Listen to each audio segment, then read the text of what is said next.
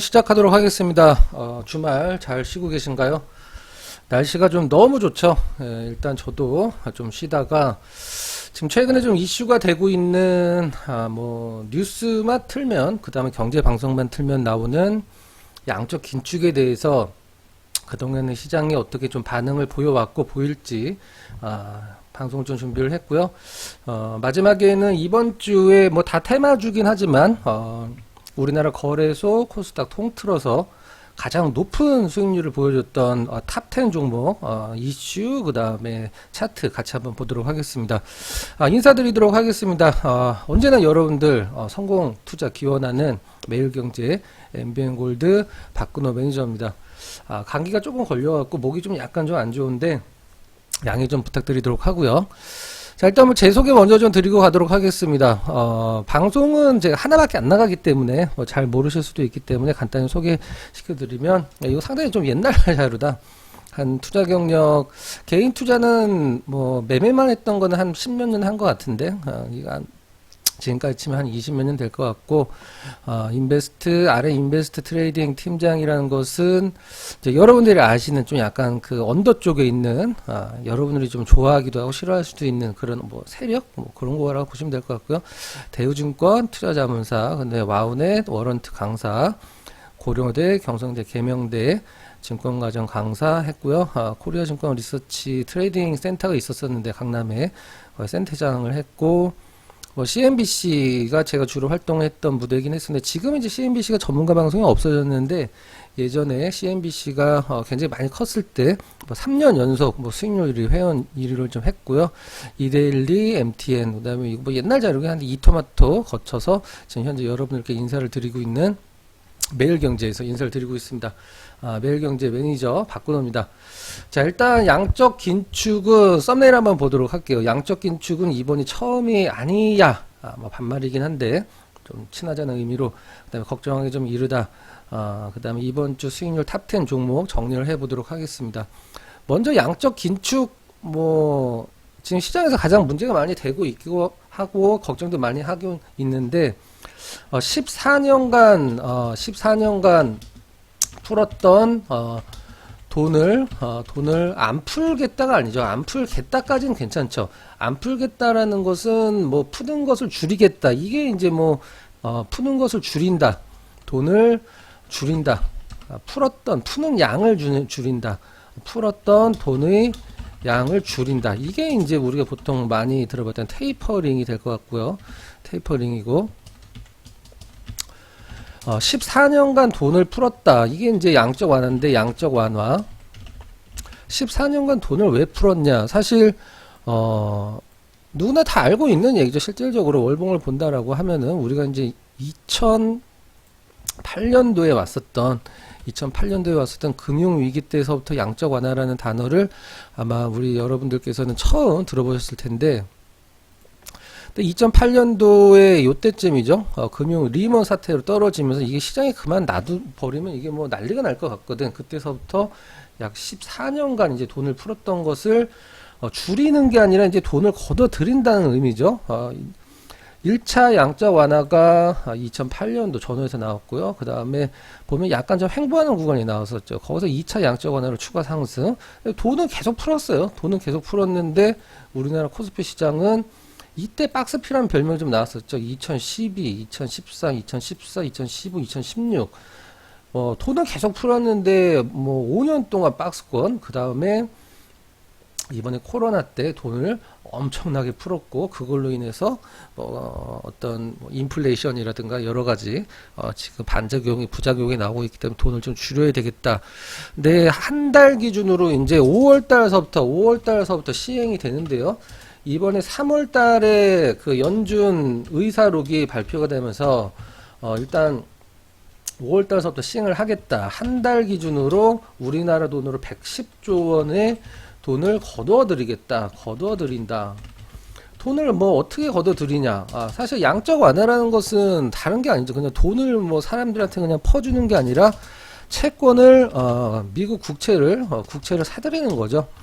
미국 국채를 사들인다. 시장에 나와 있는 국채를 연준이 막 사들여. 그러면 연준의 지금 자산이 약 1경 원 정도 된다라고 뭐 평가를 받고 있는데 1경은 우리가 얼마 전에 뭐 엔솔에서도 한번 들었었죠. 뭐 별게 아닌 것 같기도 하고 국채를 사들이면 연준이 돈을 주고 국채를 사들여야 되니까 돈이 막 시장으로 나가는 거죠. 그게 굉장히 돈이 많이 풀렸고 이번에 이제 양적 완화 대비해서 이제 양적 긴축을 한다. 그럼 어떤 식으로 할 것이냐? 일단 채권을 예전에 사들였던 채권을 시장에 내놔야 되는데 그거는 굉장히 그 적극적인 긴축이고 일단 소극적 긴축으로 진행을 할 거예요. 소극적 긴축이 뭐냐면 채권 만기 때 재투자를 안 하는 거지. 안 하는 거. 이런 식으로 될 때는 그게 일단은 뭐 110조 원으로 예상이 되어 있는데 시장의 어떤 반응이나 어떤 영향을 보면서 조절을 좀 들어가긴 하겠죠.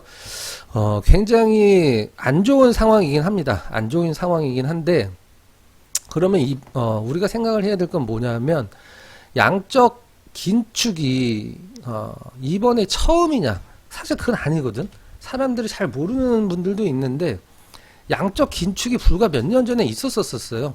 2017년도에서 시작을 했죠. 그럼 실질적으로 시장은 2018년도에 이제 영향이 있었을 거란 말이죠. 그때 양적 긴축하는 자료를 한번 잠깐 보여드리면 이제 이거는 미국에서 돈을 푸는 실질적으로 미국이 양적 완화를 해 나왔을 때 어떤 그 히스토리라 보시면 될 것 같은데 2018년도에 양적 긴축이 한번 있었습니다.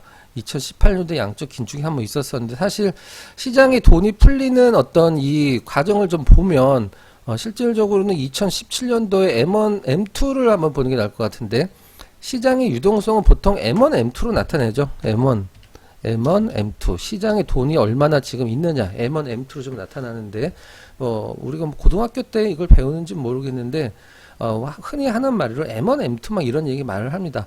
뭐 그냥 모르셔도 돼요. 그냥 M1, M2는 시장에 돈이 얼마나 있는지를 나타내는 거다. 조금 뭐 디테일하게 들어가면 M1은 현금이랑 뭐 언제든지 찾을 수 있는 예금 뭐 이런 것들을 뜻하는 거고요. M2는 거기에다가 뭐 여러 가지 좀 붙죠.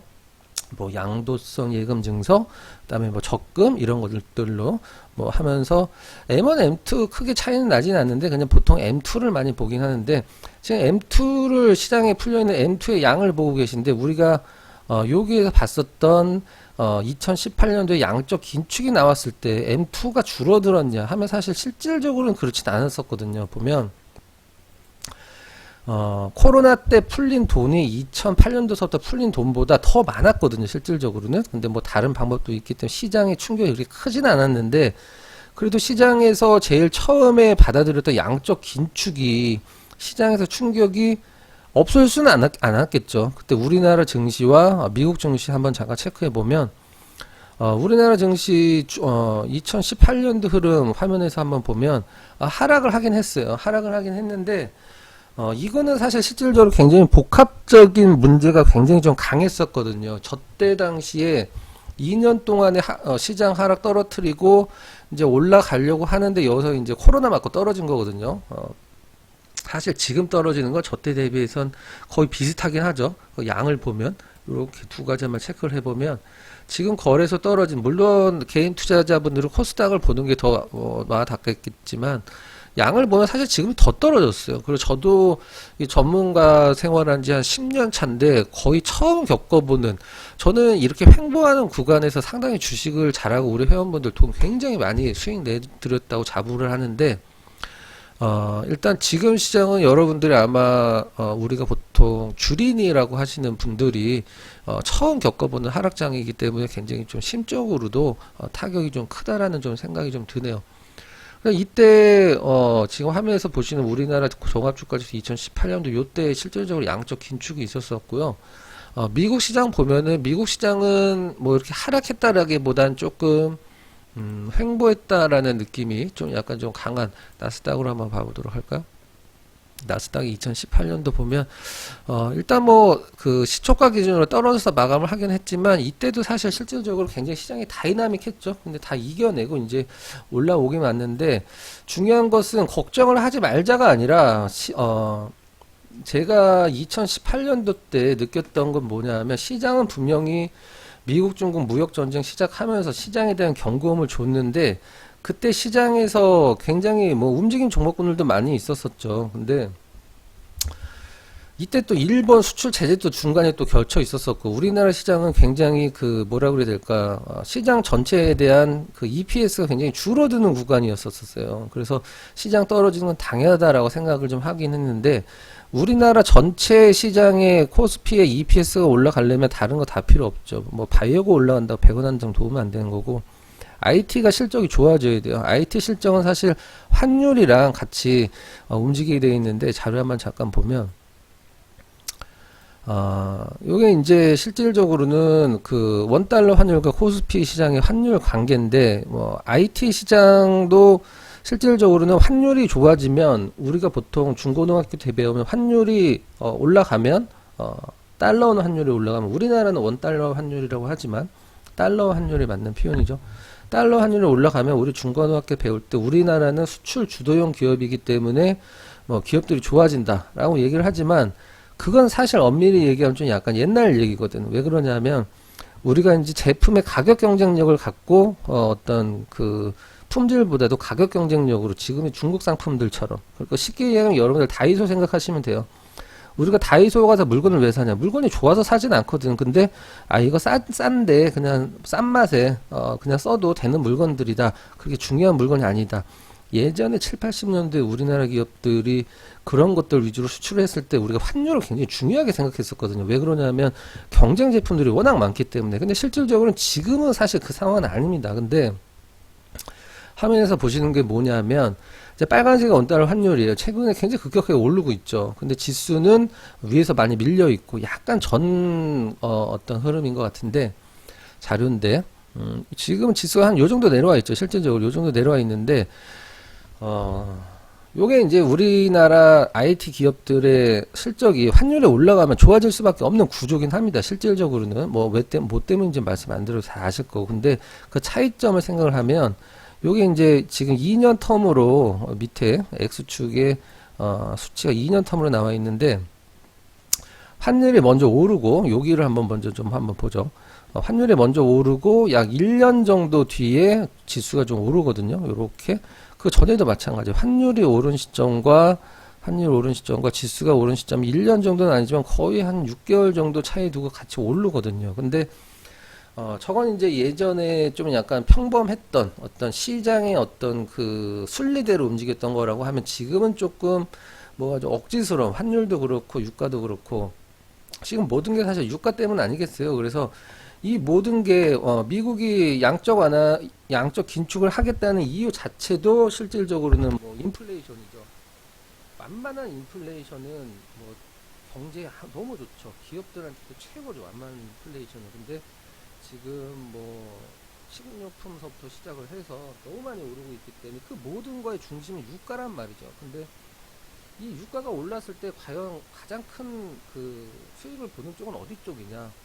우리가 그걸 한번 좀 생각을 해봐야 된다고 생각을 하고 있는데, 물론 요거는 뭐 예전에 과거에 뭐가 반복됐다라고 해서 현재고 미래에 그게 반복될 것이라는 걸 담보를 할 수는 없지만, 환율이 일단 이미 오르고 있는 상태에서 우리나라 IT 기업들의 어떤 평균 EPS가 올라간다라고 하면 우리 코스피 자체의 EPS도 분명 올라가거든요. 그럼 시장도 이렇게 올라갈 수 있고, 여러 가지 측면에서 굉장히 좀 힘든 상황이긴 한데 이때 여러분들이 중요한 건 뭐냐면 저도 실질적으로 어렸을 때 주식을 처음 했을 때는 무엇으로 돈을 버는지는 중요하지 않다라고 생각했었어요.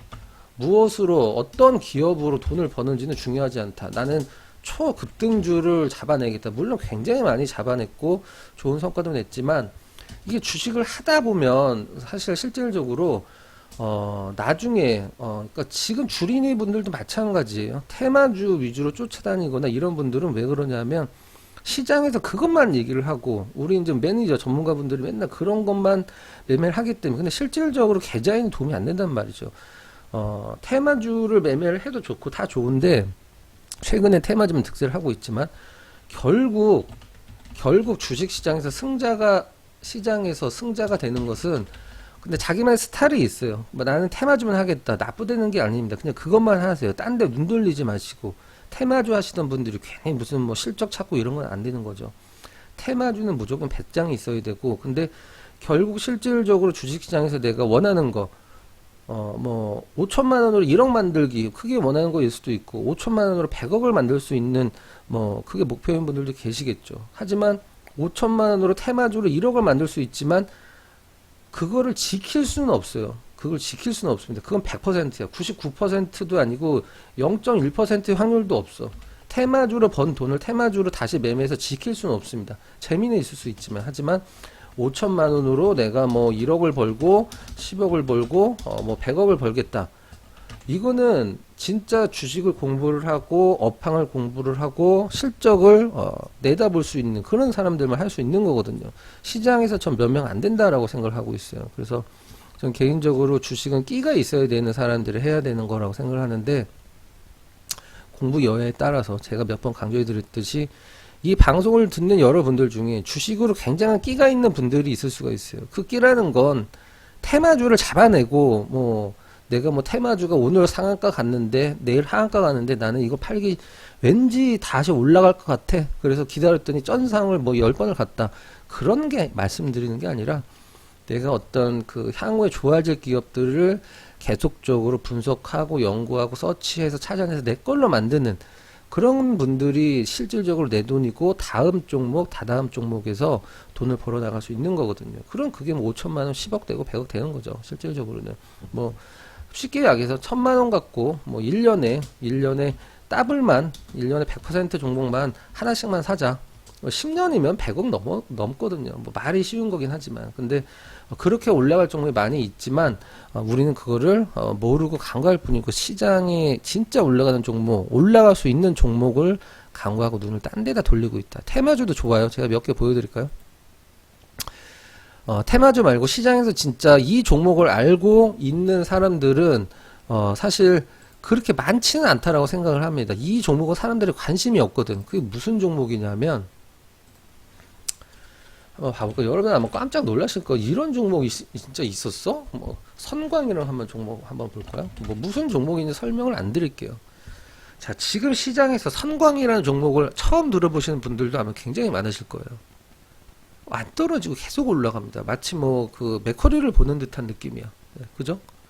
만약에 코로나 때 저점에 샀다라고 하면은 뭐 아직까지 계속 올라가고 있는 종목은 아마 몇 종목 없다고 생각하는데, 선광 같은 종목, 그 다음에 다른 종목, 대성홀딩스 뭐 이런 종목군들 계속 올라. 이건 뭐 텐베거가 났죠. 텐베거가 난 종목. 우리가 텐베거 난 종목 HMM이라고 생각을 하죠. HM이 굉장히 많이 흔들잖아. 그죠? 얘네 6,000원 때 시작해서 지금 57,000원이 거의 텐베거. 대성홀딩스를 얘기를 하는 사람이 누가 있어? 물론 뭐 지나간 거 보면 굉장히 다 쉽죠. 그죠? 저도 2014년도에 IS 동서를 추천한 적이 있고, 실질적으로 뭐 증거 영상도 있지만 뭐 사실 이렇게 갈 거라고 생각하진 않았었거든요. 근데 이거는 아마 뭐 테마주들 좋아하시는 분들이 매수를 하셨다라고 하더라도 이렇게 갖고 가지는 못했을 것 같아요. 실질적으로는. 물론 저도 사실 이렇게까지 올라갈지는 몰랐고, 근데 왜 올라갈지는 알고 있었거든요. 근데 최근에 테마주들, 물론 시장이 안 좋으면 테마주들이 좀 득세를 하지만, 여러분들이 뭐라 그래야 될까, 테마주만 하기 시작하면 절대 큰 돈을 벌 수가 없고, 손실에 있는 종목을 수익으로 혹은 본전으로 돌리기는 좀 힘들다라고 생각을 하고 있어요. 하지만 최근에 테마주들이 득세니까 어떤 종목군들이 움직이는지는 우리가 좀 봐놔야 되겠죠. 그래서 요 양적 긴축에 대해서 정리를 한다라고 하면 굉장히 힘들 수도 있습니다. 하지만 시장은 그 누구의 예상과 다르게 움직이거든. 대중과 완전히 다르게 움직입니다. 물론 좋은 상황은 절대 아닙니다. 하지만 우크라이나 전쟁이 조기에 마감되고 유가가 안정된다라고 하면 굉장히 다른 방향으로 시장이 움직일 수도 있어요. 물론 그 시장을 어렵게 만들었던 전제 조건이 해결이 된다라는 전제 조건이 있어야 되겠죠. 시장에서 인플레이션이 왜 올라갔죠? 코로나 때문에 인플레이션 왜 생겼어? 실질적으로 물류의 문제가 가장 컸었어요. 물류가 제대로 안 돌아가니까. 코로나 때문에 그만둔 사람들이 그만두고 직장이 안 돌아와서 물류가 안 돌아가는 거야. 생산을 해도 마켓에 이게 물건이 안 가. 사실 그게 첫 번째 문제였었어요. 그 다음에 유가. 유가 뭐 거의 1년 동안 올랐죠. 40에서 뭐 130까지 올라왔으니까. 우리가 물을 먹더라도 기름이 필요하고, 공장 돌리고, 병 만들고, 페트병. 그 다음에 우리가 뭐 사과를 먹으려고 해도 농작기계를 돌려야 되니까 기름이 필요하고, 우리가 생활하는 모든 건 다 기름이 필요하거든. 그래서 지금 뭐 전 세계에서 가장 많은 기름을 갖고 있는 나라가 베네수엘라잖아요. 근데 걔네 좀 기름이 좀 약간 저질이야. 그래서 뭐 풀고 뭐 이게 그건 미국 결정이 따랐지만 제가 생각할 때 미국이 유가 떨어지는 걸 그렇게 원하는 것 같지는 않아. 하지만 전쟁이 조기 마감된다라고 하면 이 센티멘탈적인 측면만으로도 충분히 올라갈 수 있다. 그래서 다시 한번 설명드리면 2018년 때 양적 긴축이 살짝 있었지만 이 M2의 흐름을 봤을 때는 전혀 시장의 어떤 그래서 유동성이 줄어드는 부분은 없었다. 실질적으로는 2018년도 여기가 이제 양적 긴축이 있었던 우리가 처음 했던 해거든요. 근데 그리고 금리도 사실 실질적으로는 마찬가지예요. 금리라는 것은 여러분들이 생각했을 때 만약에 금리를 지금 0.55 이상으로 확 지금 올라가고 있는 상황에서 주식하는 입장에서는 뭐 금리가 0.25거나 0.5거나 그게 뭐 뭔 상관이냐. 뭐 현재가에서 그 두세 틱 움직이는 거지. 뭐 이렇게 생각할 수도 있습니다. 선택의 문제예요, 사실 금리라는 것은. 근데 전 세계적인 어떤 글로벌적인 자금 흐름은 그거와는 완전 틀리지만, 하지만 이 양적 긴축은 긴장은 해야 됩니다. 긴장을 해야 되는데 뭐 가장 큰 영향은 성장주에 있겠죠. 뭐 카카오, 우리나라 대표적인 성장주나 카카오 뭐 이런 애들한테 있을 텐데, 밤사이에 미국 증시 보면은 필라델피아 반도체 지수가 엄청나게 많이 좀 꺾이긴 했더라고요. 근데 우리나라에서 더 중요한 것은 필라델피아 반도체 지수가 아니라 우리나라 IT 지수에 가장 큰 영향을 주는 것은 테크펄스 지수이기 때문에 그런 부분들도 좀 참고를, 샌프란시스코 연준에서 발표한 테크펄스가 더 중요하거든요. 일단 여기까지 하도록 하고, 그 누구도 모릅니다. 그러니까 미리 걱정하지 말고 2018년도에도 실질적으로 2017년도에 실행했던 게 2018년도에 영향이 있었지만 우리나라 지수 뭐 꽁냥꽁냥 했고 그렇게 뭐 많이 떨어지진 않았어요. 실질적으로 중국, 미국 무역전쟁 때문에 떨어졌고, 미국 주식도 급등락을 거듭하긴 했지만 뭐 그 영향으로 시장이 주도적으로 하락하진 않았고 끝나고 올랐다. 물론 양적 긴축, 우리나라 돈으로 110조 원을 매달 하는 것은 굉장히 큰 돈이지만 왜 하는지를 생각을 해봐야 된다라는 거죠. 왜 하는지. 그게 결론입니다. 양적 긴축 왜 하냐. 너무 많이 풀려서 걷어들이는 건 당연하지만 양적 긴축을 하는 이유가 뭐 인플레이션 때문이라면 그거는 어떤 시장의 상황에 따라서 급격하게 해결도 좀 가능하다라고 생각을 하고 있습니다. 너무 걱정들 하지 마시고요. 자, 이번 주에 가장 많이 오른 10종목 한번 체크를 같이 해보도록 하죠. 네. 이번 주에 가장 많이 오른 종목 10종목 체크해 보도록 하겠습니다. 한번 볼까? 자, 오른쪽에 이제 수익률 나와 있고요. 5거래일 동안 월요일서부터 금요일까지, 이건 이제 월요일서부터 금요일까지, 월요일날 시초가서부터 월요일 시초가서부터 금요일 종가까지 가장 많이 오른 종목의 퍼센트가 나와 있고요. 하이크 코리아, 코스나인, 드래곤플라이, 룽투, 뭐 동부제철, 뭐 다 여러분들 한 번씩은 공구 뭐 좀 새롭죠. 저는 지난주서부터 계속 좀 봤었었는데 약간 우리 덩치 있는 좀 여자분들 옷 파는 데죠. 네. 요즘 최근에 좀 오르던데 신규주죠. 네. 하나하나씩 좀 보도록 하겠습니다. 하이크 코리아서부터 한번 보면은 가장 많이 오른 게 이제 52% 올랐고요. 가장 적게 오른 10위를 기록했던 일진홀스 한 번 올랐는데 32%. 한 번 오른 거죠. 한 번 오른 게 2,300개가 넘는 우리나라 시장에서 10등이야, 10등. 그것만 생각하시면 될 것 같아요. 시장이 굉장히 좀 안 좋았다. 그 반증이죠. 상한가 기록하면서 32%.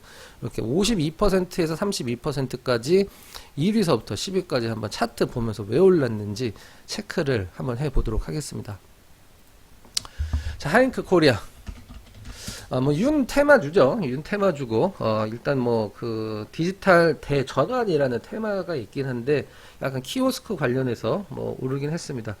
시가총액 뭐, 650억. 저는 사실 시가총액 시가총액이 중요한 건 아니긴 하지만, 그래도 뭐, 이상한 기업은 아니긴 한 것 같지만, 올라가기 전에, 우리가 이거를 언제 매매를 할 수 있었을까? 이날 따라잡지 않았으면 사실, 요때쯤, 요날 이제 왜 시장에서 움직였으니까 왜 움직였는지 한번 체크를 해봤고 들어갔으면 물렸겠죠. 들어갔으면 물렸겠고 그다음에 고만고만 했다가 좀 한번 쳐졌고 차트로만 본다라면 요날 4월 1일 날 사는 게 가장 좀 좋지 않았을까. 근데 시장에서 그렇게 큰 테마는 아니었기 때문에 또 스펙이죠. 스펙인데 금요일에 상한가를 기록하면서 5거래일 하나 둘셋넷 다섯 5거래일 동안 우리나라에서 가장 많이 오른 주식이 하이닉스 코리아다. 관심만 두면 될 것 같아요. 테마는 일단 테마가 섹터로 변하려면 실적의 변화가 있어야 돼요. 2차 전지도 여러분들 테마였었어요. 2차 전지도 테마.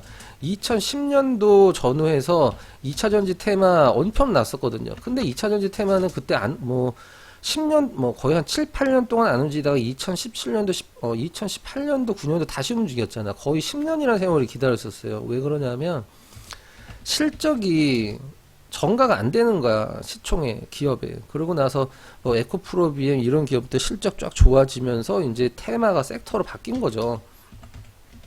이런 기업들이 얼마나 갈진 모르고, 초장에, 내가 이 종목을 사지 않았다라고 하면은 실질적으로 뭐 이걸 따라잡고 이런 건 사실 그냥 어떤 뭐 홀짝바 같은 거죠. 그래서 저런 게 있구나라고 알아보면 되고 두 번째 종목 한번 보도록 할까요? 두 번째 종목 코스나인이네요. 50% 거의 비슷한 수익률. 코스나인 이게 이제 감사 의견에서 존속 불확실성이 나오긴 했죠.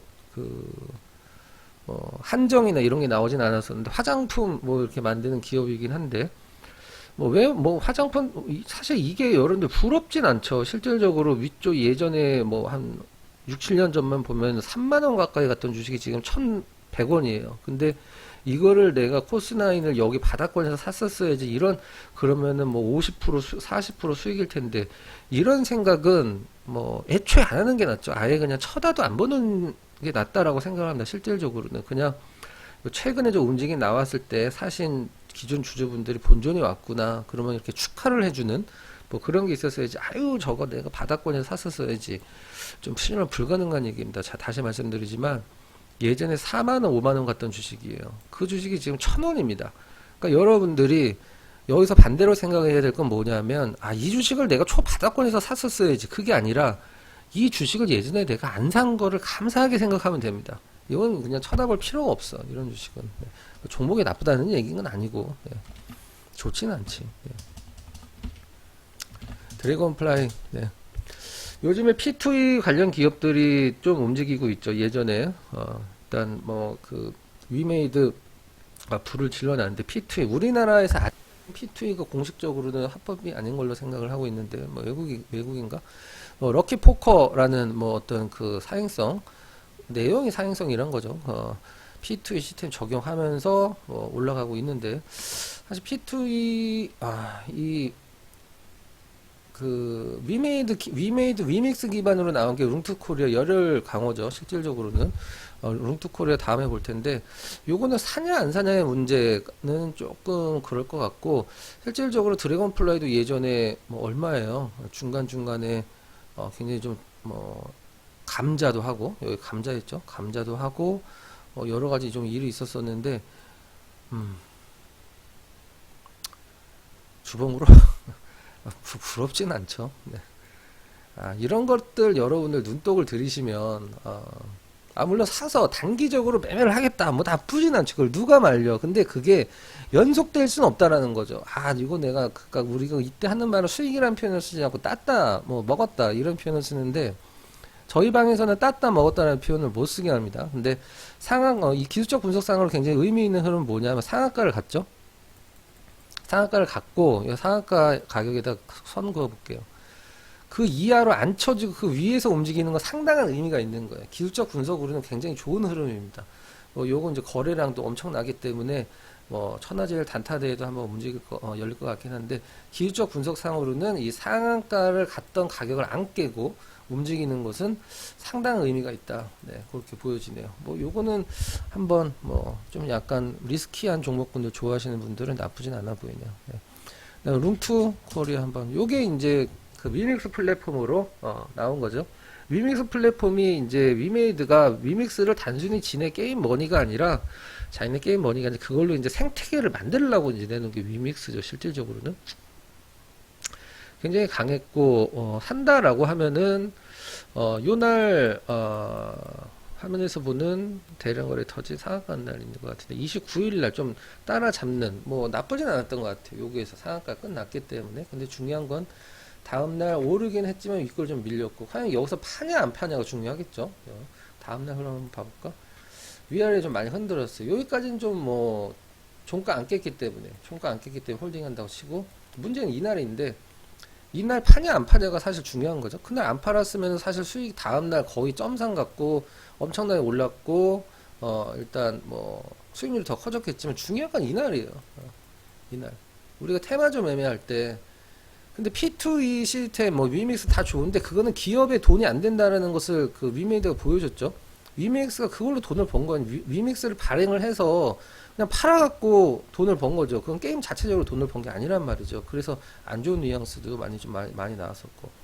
그래서 테마주나 배짱이라고 하는 게 바로 이거죠. 여기서 뭘 갖고 홀딩을 하느냐, 갖고 가는 결정할 게 거의 없죠. 실질적으로는 거의 없기 때문에 일단 실질적으로 저기에서 어떤 나한테 그 확신을 줄 수 있는 게 사실 크진 않았었어요. 네.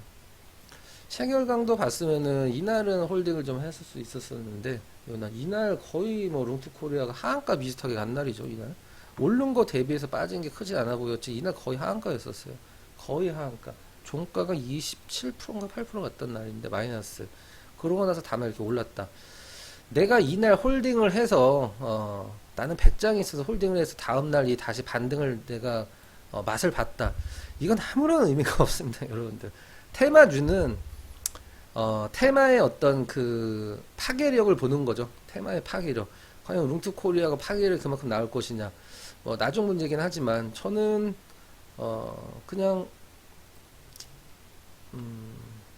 이날 파는 게 가장 잘했던 것 같아요. 만약에 회원분들을 매매를 한다라고 하면 상한가 가고 그 다음날 좀 음봉 나오면서 거래량 터진 날, 이날 파는 매매가 사실 가장 잘했다라고 생각을 합니다. 개인적인 매매는. 이거 그날 다음날 더 올랐잖아요. 이건 지나간 다음에 얘기를 하는 거고, 그죠? 네. 다음 종목 봐보도록 하겠습니다. 동부제철 한번 봐보도록 할게요. 쌍용 이름만 들어가면 사실 초급등이 나온 상황에서 우리는 쌍방울을 한번 볼 필요성이 있는데, 이날은 시간에 의해서 오른 거죠. 이날 시간에 의해서 올랐어요. 이날 시간에 의해서 올랐기 때문에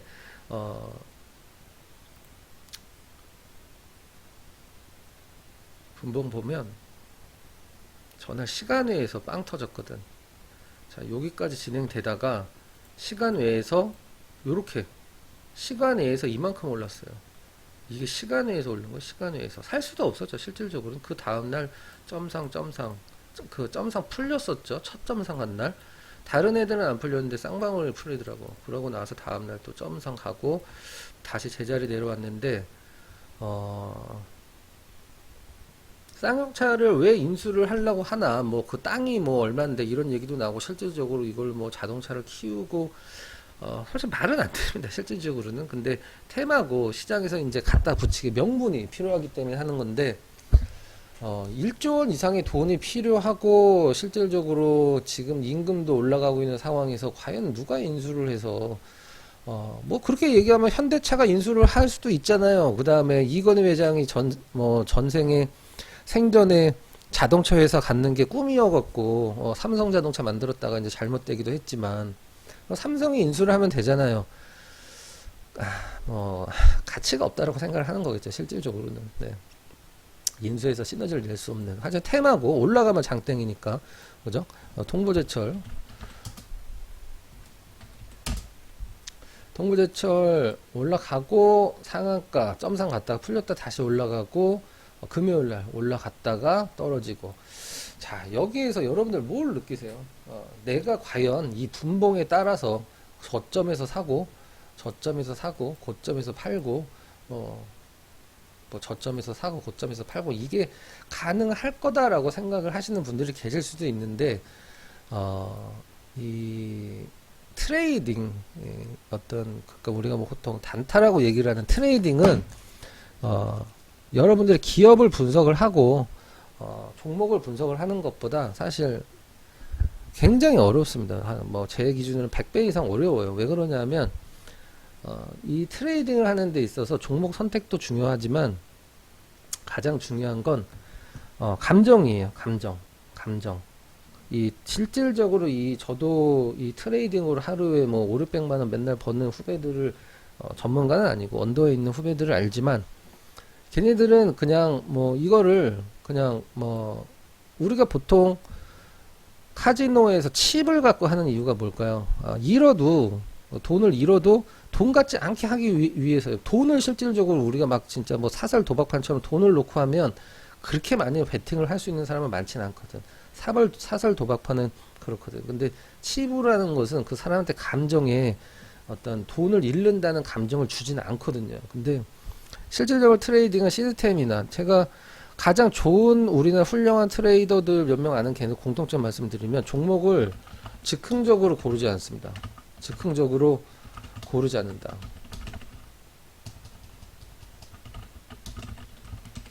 전날 장 끝나고 다음날 장 시작할 때까지 한 5개 정도만 골라놔요. 종목을. 나는 그 다음날 그 어떤 종목이 움직여도 시초가에 아무리 뭐 좋은 호재가 나와서 뜨고 이런 거 쳐다도 안 봐. 딱 종목 3개에서 5개만 골라놓는 거예요. 전날. 장 시작하기 전에. 그러니까 장 끝나고 밤에 골라놓고 다음날 보는 거겠죠. 딱 그것만 보고 있는 거예요. 그것만. 그래서 내가 원하는 자리가 나왔을 때만 들어가. 떨어지든 올라가든. 그러니까 걔네들은 안 사면 손해 아니라고 생각을 하는 거죠. 안 사면 손해 아니다. 뭐 저거 내가 원하는 자리도 아닌데 올라가는 거 그냥 올라가라. 뭐 하루에도 저런 게 뭐 맨날 나오는데 이렇게 골라놓고 그 안에서 내가 원하는 흐름이 나왔을 때 좋은 트레이더들은 올라가는 걸 따라잡지 않죠. 떨어지는 걸 사죠. 네. 훌륭한 트레이더는 절대 올라가는 걸 사지 않습니다. 단타 치는 애들은 떨어지는 걸 삽니다. 떨어지는 걸. 네. 떨어지다가 이렇게 튀겨 올라가는 구간, 요 구간을 목표로 삼는 거죠. 네. 그냥 동부제철 이렇게 뭐 움직였다 이렇게 보시면 될 것 같아요. KG는 워낙 돈 많은 기업이죠. 2대1 경제방송 우리 경제사는 아니지. 우리 매일경제가 뭐 압도를 하지. 네. 2대1 서울경제 요런 쪽 좋다 나쁘다가 아니라 좀 약간 그 주류는 아니다 그런 느낌이긴 합니다. 그건 있다 특별한 의미가 없다 살 수도 없었다 샀으면 무료였다 이렇게 보시면 돼.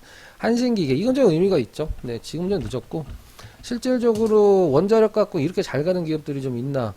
물론 보성파워텍이 거의 비슷하게 움직이긴 했는데 보성파워텍보다 한신기계가 사실 실질적으로는 더 시세는 좋은 것 같아요. 네.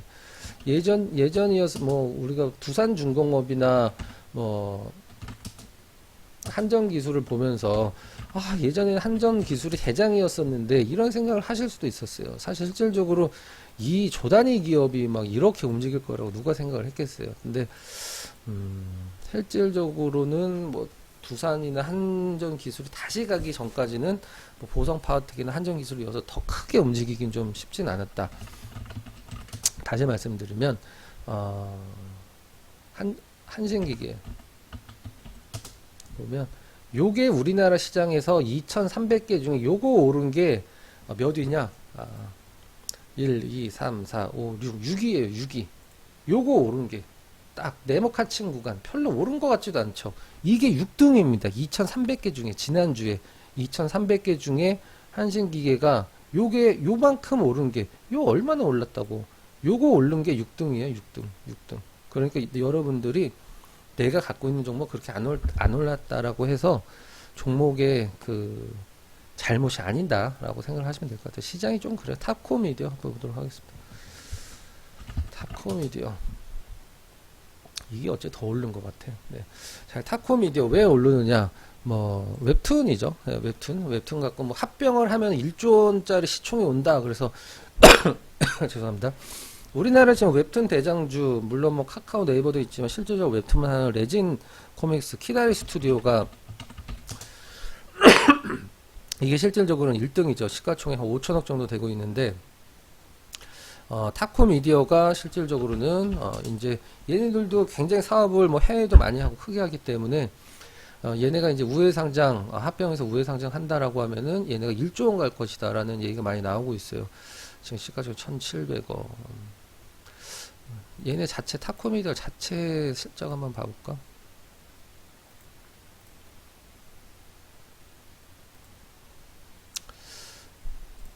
일단 뭐 돈 되는 애들을 지금 상장되지 않는 돈 안 되는 돈 되고 있는 애들을 우회 상장시켜 갖고 아마 시총 1조 넘본다. 뭐 할 수도 있겠지 실질적으로는.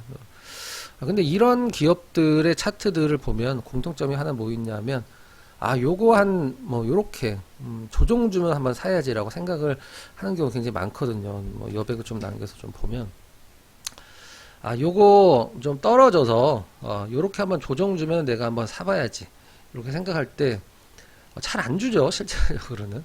이런 기업들이 그래.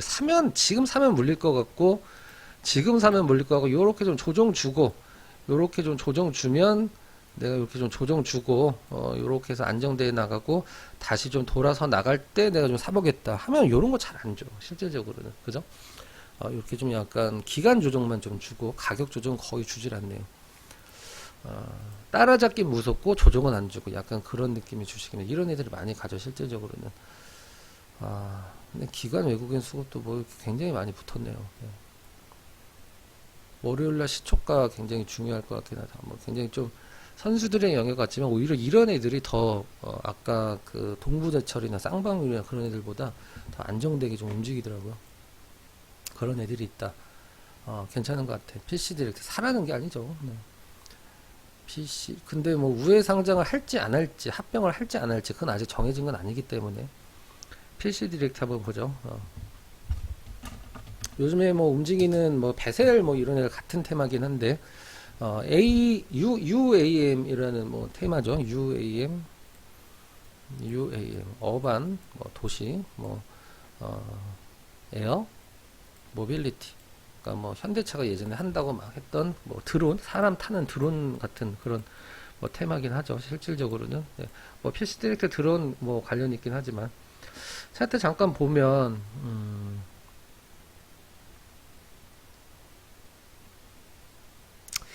이렇게 역시 아까 말씀드렸듯이 상한가 밑쪽에서 이날도 가장 중요한 그 다음날 떨어졌다 끌어올린 거, 그 다음에 흔든 거 굉장히 차분해 보이긴 하는데 상한가 위쪽 가격 유지해주고 이런 테마주들이 이렇게 뭐 이거는 그렇게 몇 배씩 움직이긴 안 않고 진짜 꼴랑 뭐 한 20-30% 움직였지만 이렇게 테마주들 몇 배씩 올라가다가 떨어질 때 이 꼭지에서 나오는 그 거래량적인 특징 그런 것들을 봐야 되는데 아직 그걸 논한 단계는 아닌 것 같고 이 UAM 테마가 사실 최근에 시장에서 좀 베셀 한번 볼까요? 베셀 예전에 한 100% 수익 낸 적이 있긴 한데 차트는 얘가 더 좋아 보이긴 한다 실질적으로는. 얘 좀 나중에 움직였고 PC 디렉트는 먼저 움직여서 좀 안정돼가는 구간이긴 한데 원래 디스플레이 관련된 장비 회사죠. 중국 쪽에서는 약간 있었던 베셀 예전에 요 구간에서 100% 수익 냈던 기억나네요. 이때 무증도 했었었는데 이런 게 있다. 근데 그 테마의 파괴력으로 봤을 때 이게 그렇게 뭐 클 것 같지는 않죠. 실질적으로는 그죠? 테마의 파괴력이 크려면 저주식 없으면은 바보라는 생각이 들 정도는 가야 되는데 아직 시세도 그렇고 그 정도 느낌까지는 좀 아니네요.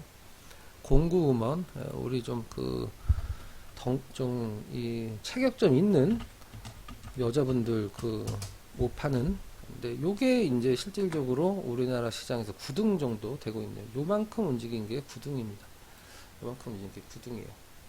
수요일날 굉장히 핫하게 좀 움직였었고 신규주는 웬만하면 뭐 만지지 않는 게 초반에 신규주 초반에 어떤 움직임을 내가 놓쳤다라고 하면은 중간에 신규주를 사는 것은 굉장히 위험한 일이에요. 이 기관들 수급이 다 빠져나오기 전까지는 큰 시세를 안 주는데, 이 수요일날 오테마가 있었죠. 수요일날 오테마가 있었어요. 옷과 관련된 기업들이 굉장히 좀 많이 좀 움직였었고, 저도 관종으로 호전 실업을 좀 드리긴 했었는데, 이 호전 실업이 이제 우리가 뭐 많이 움직였던 기업들과 좀 관련이 있죠.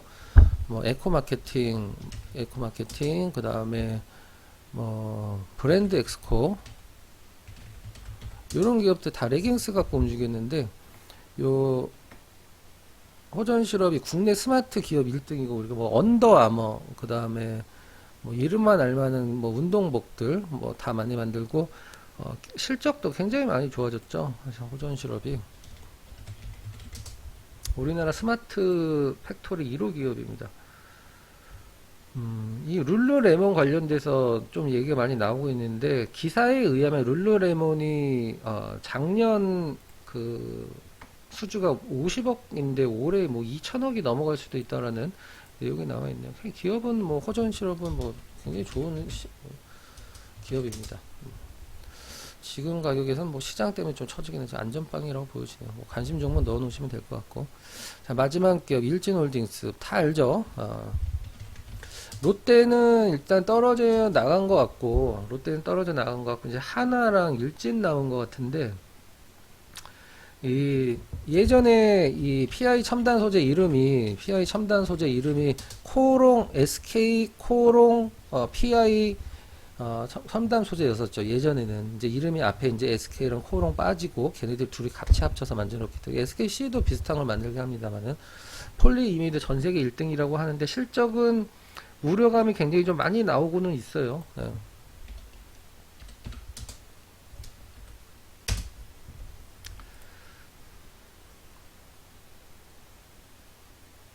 크게 뭐 흔들리는 것 같지는 않은데, 앞으로 뭐 영업이익률 좀 쭉쭉 빠지긴 하는구나. 이거 올해지. 네.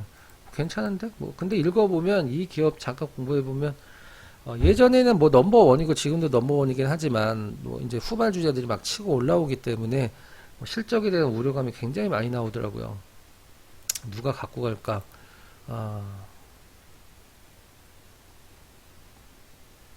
궁금하네요. 일단 우리가 생각을 했을 때 인수되는 기업과 피인수되는 기업이 있는데, 피인수 기업이 있는데, 보통 피인수되는 기업이 더 오르고 인수되는 기업은 승자의 뭐 저주라고 해서 잘 안 오르거든요. 이 재무적으로 굉장히 힘들어질 수도 있기 때문에. 근데 PI 첨단 소재 만약에 팔리는 게 확정되면 얘가 더 오르지 않을까? 당일날은. 그렇죠. 제가 봤을 땐 그런데 오버한 거고, 시장에서 실질적으로는. 일진홀딩스가 쟤네들이 인수할 여력이 있는지 모르겠다.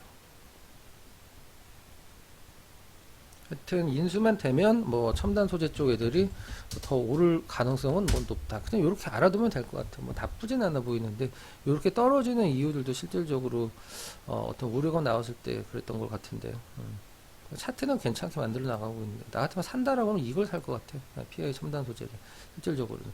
자, 이렇게 양적 긴축 관련돼서 뭐 특별히 의견을 드리진 않았지만 너무 걱정은 하지 말자. 예전에 2018년도 때도 있었고, 근데 상당한 양이다. 근데 양적 긴축이라는 걸 단 한마디로 끝낸다라면 돈의 잔치는 끝났다. 뭐 이건 무슨 말이냐? 이제는 뭐 선수들의 영역이고 진검승부다.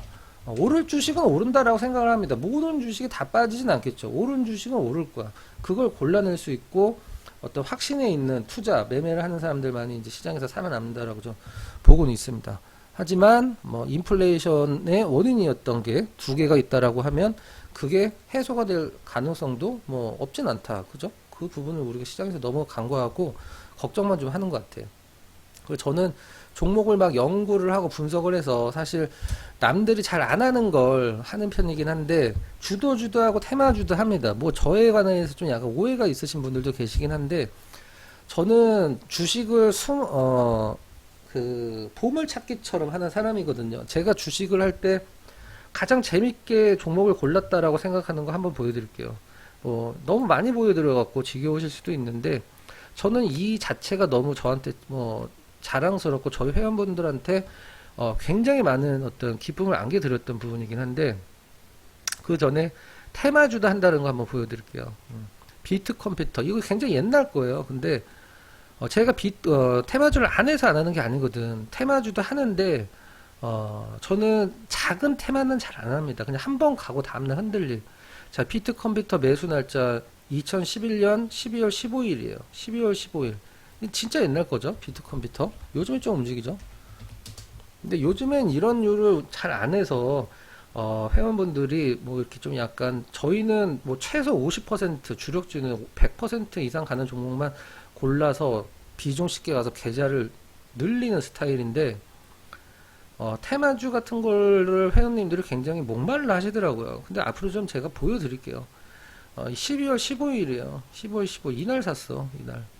올라가는 거 따라잡은 게 아니라. 이거 수익률이 얼마나 났을까? 8기회나 있었을까? 이거 거의 꼭대기에 팔았어요. 그 다음에 테마주 한 것도 보여드릴게요. 우리나라에서 제가 처음 했다고 생각합니다. 바른손. 12월 7일. 바른손이 테마주를, 정치 테마주를 제일 처음 탔을 때 제일 저점에 잡은 게 저거든요. 제일 저점에 잡은 거. 바른손에 가장 큰 시세를 줄 때가 이때였어요. 이때 언제 샀냐? 12월 7일. 이날 샀거든. 은봉. 요날. 이게 차트를 보고 따라서 산 것이냐? 절대 아니죠. 노란색에서 샀잖아. 이게 왜 갈 거라고 확신이 있었기 때문에 이거 많은 비중은 못 들어가죠. 테마주는 5%, 10%. 몇 배 갔는지 아세요? 4,000원에서 10배 갔어. 거의. 끝에서 팔았냐? 뻥이고. 제 기억으로는 한 이때쯤 팔았던 것 같아요. 수익 낼 만큼 냈다라고 생각을 했으니까. 근데 이런 것들은 뭐 감이 있어야 하는 거지. 대신 전 테마주를 하더라도 오르는 걸 따라잡진 않거든요. 제가 제일 재밌게 했던 거 보여드리도록 할게요. 그게 이 유니캐스트거든요. 나는 이게 주식을 할 때 감이 없으면 못하는 거라고 생각을 해요. 유니캐스트가 가장 핫하게 올랐던 이 구간이거든요. 근데 이 구간에서 이때만 하더라도 한 4배, 3배, 600%, 700% 수익인데,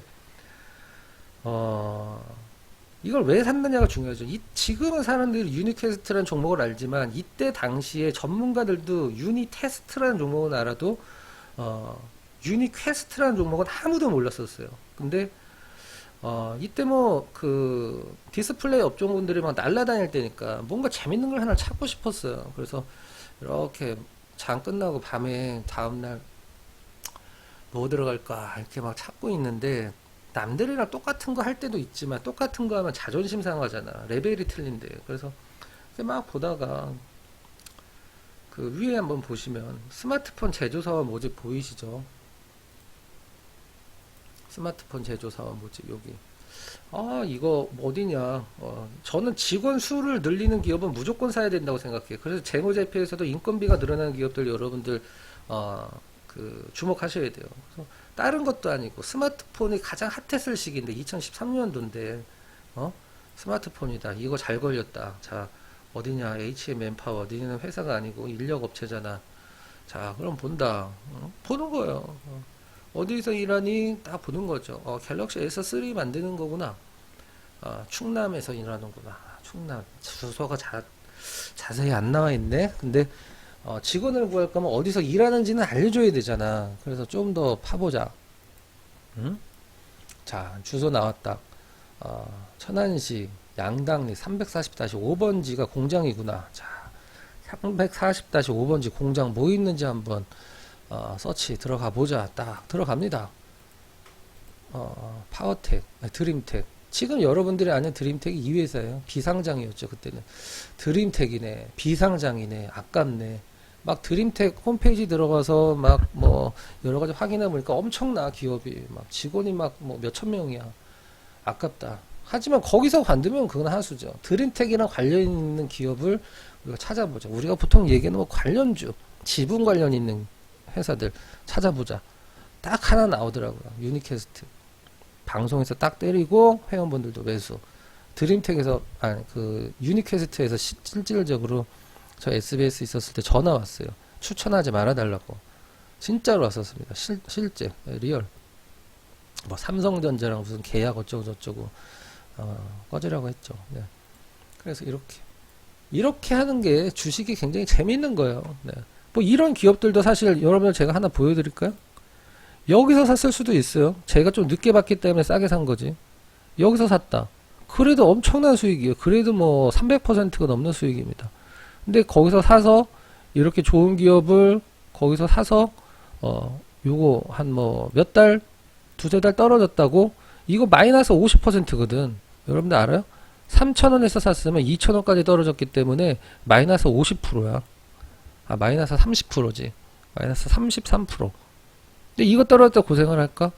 주식 잘하는 사람 여기서 더 사거든요. 오케이, 떨어졌다. 땡큐, 던져. 받아줘야지. 그러고 나서 요렇게. 여러분들 계좌에 혹시 3, 4% 수익 나시는 게 있는지 모르겠는데, 있었으면 좋겠습니다. 근데 아마 많진 않으실 거예요. 왜 그러냐? 아까 말씀드렸던 이런 기업들만 쳐다보니까 그런 거예요. 아휴, 저거. 뭐 좋죠. 단기적으로 재미도 있고. 그러니까 제가 말씀드린 건 뭐냐면, 제가 몇 번 보여드렸듯이 이런 거 못해서 안 하는 거 아니거든. 근데 앞으로는 여러분들 회원분들이 그러더라고요. 아, 좀 심심한데? 이제 이런 테마주들, 뭐 시가 베팅주. 지금 현재 이제 유튜브 더보기 보시면 단톡방 주소랑 네이버 밴드 주소가 나와 있는데 월요일서부터는 이 네이버 밴드에만 올려드릴 거예요. 뭘 올려드리냐면 리포트, 시장 리포트, 꼭 읽어봐야 되는 시장 리포트. 그 다음에 아침에 장 전에 호재 나오는 기업들 있죠. 호재 나오는 기업들. 뭐가 뭐 실적이 굉장히 좋아졌네. 수주를 했네. 아니면 증권사에서 목표가를 뭐 2배 이상 올렸네. 뭐 이런 기업들 막 장전에 나온단 말이죠. 그거 다는 못 올려드리고 제가 추려서 한 서너 개 정도 올려드리고 회원분들도 그 중에서 제가 직접 골라서 시초가로 매매도 할 생각입니다. 저는 뭐 다른 거 말씀드리진 않을게요. 뭐 이 얘기를 하면 욕을 먹을 수도 있지만 전 전문가 리딩으로 지금과 같은 폭락장 말고 어느 정도 러프하고 가만 가능한 하락이고 뭐 횡보만 하더라도 여러분들이 과연 전문가 가입 경험이 있으신 분들은 생각을 해보세요. 전 전문가 리딩으로 회원분들의 돈을 벌어주는 계좌의 수익을 내주는 대한민국 유일한 전문가를 생각을 했고 계속 그렇게 해왔습니다. 그러니까 지금 저도 5년 된 회원분들도 계시고 5년 동안 25억 원을 많이 번 거 아니에요? 실질적으로는. 물론 이번 폭락장 때 전혀 영향이 없었다라고는 말씀 못 드리죠. 그거는 뻥입니다. 뭐 지금 뭐 매일 수익이다라고 공부를 하거나 그러면 그 방에 가서 1년만 있어 보세요. 어떻게 되는지. 이 장에서 전혀 뭐 영향이 없었다라고 하면은 뻥이죠. 하지만 시장이 여기에서 안 오르고 어느 정도 여기서 횡보만 해줘도 아마 저희 포트가 가장 먼저 지금 수익인 종목 이제 고가권에서 수익이 밀려있는 종목군들도 있고 약간 손실로 전환된 종목군들도 있는데 그게 가장 빠르게 회복이 되는 완전 확실하게 저희 회원분들이 저를 평가를 할 때 말씀해 주는 게 뭐냐면 확정 수익이고 확정 수익. 주식의 확정 수익이 어딨어? 우리는 확정 수익입니다. 진실적으로. 네. 안 간 거 한 번도 없어요. 약간 흔들리더라도. 그러니까 회원분들이 오래되신 회원분들은 떨어지면 걱정을 하는 게 아니라 얼마나 더 사야 되냐라는 질문이 들어오는 거예요. 그래서 네, 여러분들한테 하나 좀 당부의 말씀 드리면 테마주 좋다. 난 테마주에 인생 걸겠다. 재밌습니다. 그럼 테마주만 하시는 전문가 찾으시면 되고 아니면 혼자 뭐 열심히 하시면 혼자도 테마주 얼마든지 골라낼 수 있어요. 하지만 계좌를 보시면 기대치와는 많이 좀 다를 거라고 생각을 합니다.